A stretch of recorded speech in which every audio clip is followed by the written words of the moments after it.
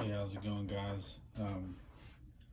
This one is by special request from my buddy Gus. We did a deal on eBay a while back. I'm hoping by making this video for him, he will step up and start putting some videos on YouTube of his collection as well, because I know he's got some really crazy cool cars, and yeah, I'd love to see him. So anyways, you may recognize this. This is the Tag Pro 10. Did a couple of videos. Shoot, seems like it's been, I think it was cold the last time I ran it, so it had to be almost a year ago, but I don't know. Anyhow, this is kind of where I left it.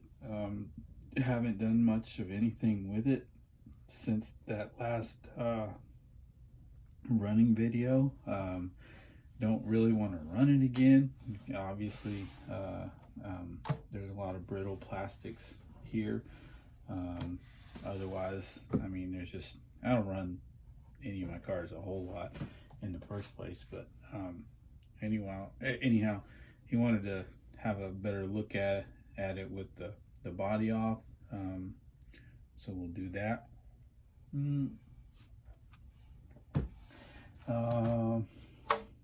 This is a Bowlink body. I don't know if this might have been something you would put on an RC10 back in the day. I don't know if it's old or a copy or whatever, but it does say Bowlink on the back there. I forget what you call this.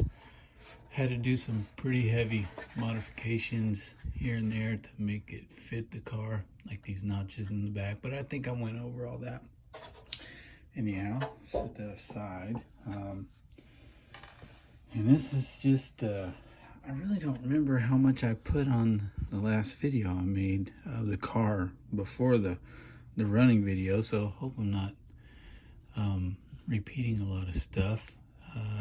Had to make these stick packs myself, because believe it or not, those in that configuration, they're not very widely available. They're a little crooked, but that was a chore at first until I kind of figured out what I was doing, but no big deal there. You kind of have to have, that's the plug there. You just got one long, oh sorry, I'm out of shot. One long fat cable tying the ends together there, and then the plug on this side. Like, I'm sure that's immediately obvious to you guys. I just got my little receiver with some Velcro sticky on the side rail there. There's not a whole lot of places for everything. With this chassis being so narrow, I, at some point on the Coyote, SG Coyote, I got the speed control mounted under this central drive shaft. I had to notch out a little section on the heat sink for it to fit, but I kind of liked that. But in this case, I go kind of crazy with this adhesive tape or adhesive Velcro. I don't know what you want to call it, but I like this stuff because it's not permanent. The sticky stuff on this particular tape, it's really sticky, but you can peel it off and it peels off clean. So any of these old vintage cars that I'm gonna run once, I just need to get some electronics in there temporarily. I like to use this stuff for. Man, I'm really slow. So anyways, that's how the ESC is up there on the back rear shock tower. What else do we got? We just have a old JR Z590 Metal Gear steering servo. So let's see, maybe what Gus you might be interested in is some of these. Man, I'm in a very awkward angle. You guys can't see it, but my mountain bike is hanging like right above my head, so I keep hitting my head on it. I wish I could move that, but I got nowhere for it to go. So the first time I ran this car, screws were falling out all over the place. The thing literally came apart. A lot of the screws that SG used were these style. I don't know if you'd call it a self-tapping screw. It just looks, it looks more like a, it's for metal, I think, or, well, I don't know. But anyways, these screws are all over the car. And I don't know if the plastic just got old or what, or if they were over tightened to begin with, or if they just disintegrated the threads in the plastic. They were just sliding out left and right. So I replaced those with longer M3s. So wherever I could, wherever there was a little bit more plastic in the bottom of some of these holes, I just ran the longest screw I had. So these top 4 had to be replaced. These guys in the back, obviously. Then the ones underneath were okay because they had enough plastic. Same story here up front. The front knuckles, I had to end up replacing like every screw. So those, then what else do we have? Up on top, these guys, and I think, yeah, those go really far. That top screw and that bottom screw go pretty far into that little knuckle there, or upright, whatever you want to call it, because there was just no material left in there to work with. So it ended up going all the way through. But everything seems to be pretty firm now, pretty solid. I don't know. I do believe I had these Avanti ball ends on the front and rear when I ran the car. I don't know if I mentioned it or showed it, but so I got those up front on top and in the back on top. They just happened to thread right onto those little, I think that's like a 4mm. It's got threads on either side of that little nut. So it was very convenient in that it just happened to be the right thread size. The only thing I really need to do there is maybe shorten them a bit, because this guy may just be ever so slightly over 90. So but really, oh yeah, the reason I had to go to those is because every one of these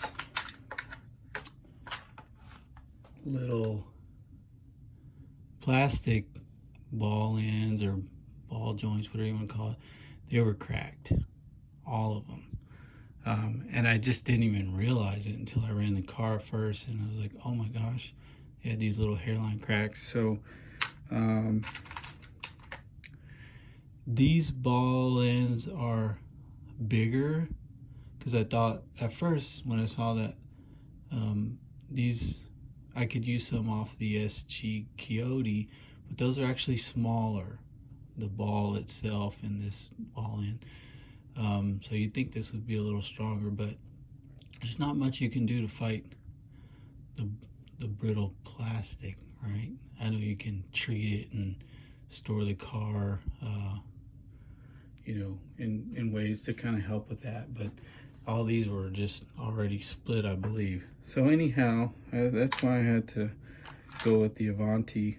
I thought about, or ball ends, I thought about 3D printing some stuff, but it just seems like a major waste of time and money when I had something that went right in, fit without any mods really, and it's quite nice to look at.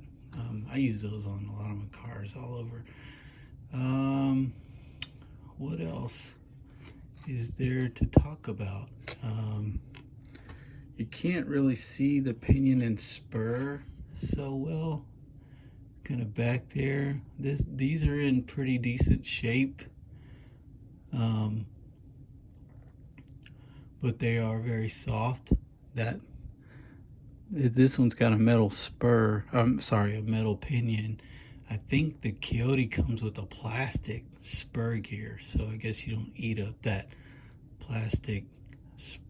It comes with a plastic pinion and a plastic spur, and I guess that's so you don't chew up the spur gear with the metal pinion. But this one seems okay. Of course, it's not really going to run anymore.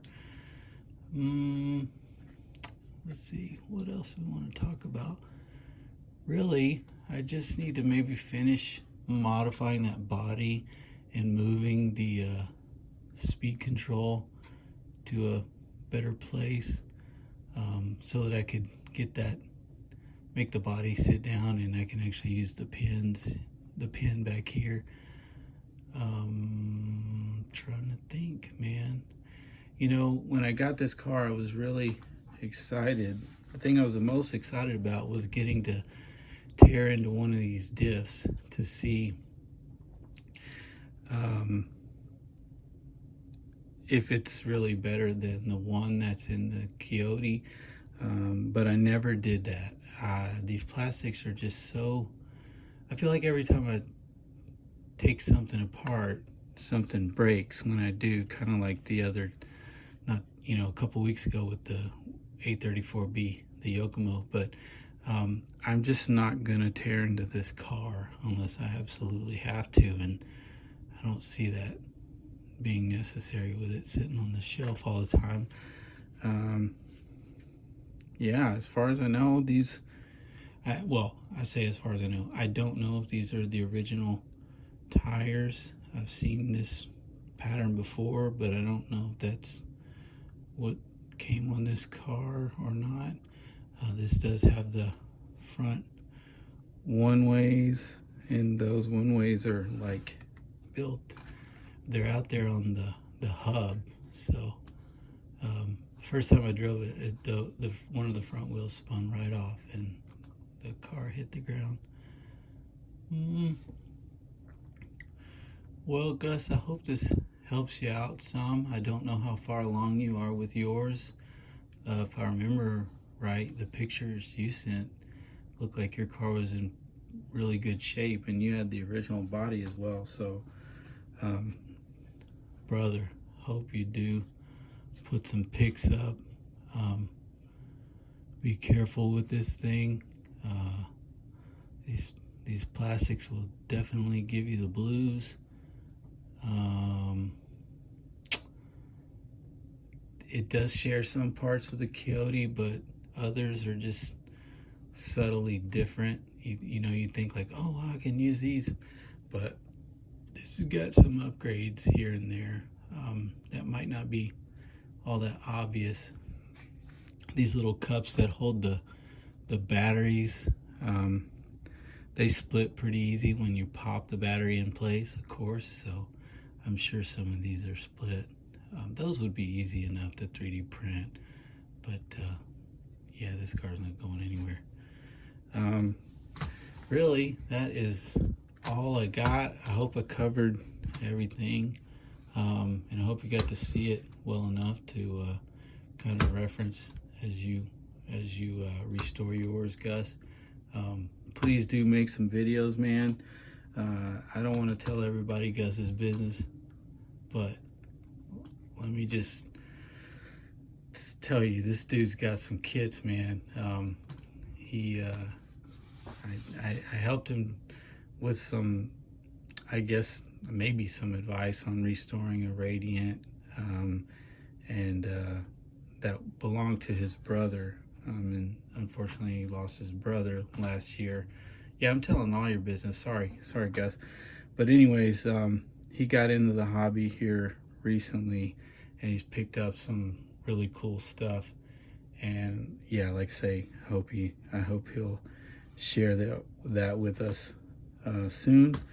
And I think for now, this is all I got. This is the Tag Pro 10. Quite an upgrade from the Coyote, in my opinion. I mean, just the shocks and the shock tower, the way the shocks mount. I won't bore you guys showing you the Coyote again. There's quite a few videos on it out there now, but there were some major upgrades here.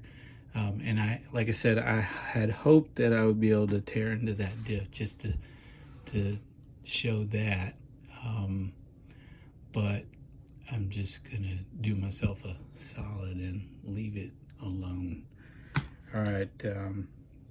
I guess I'll talk to you guys soon. Hope you got some cool stuff you're working on,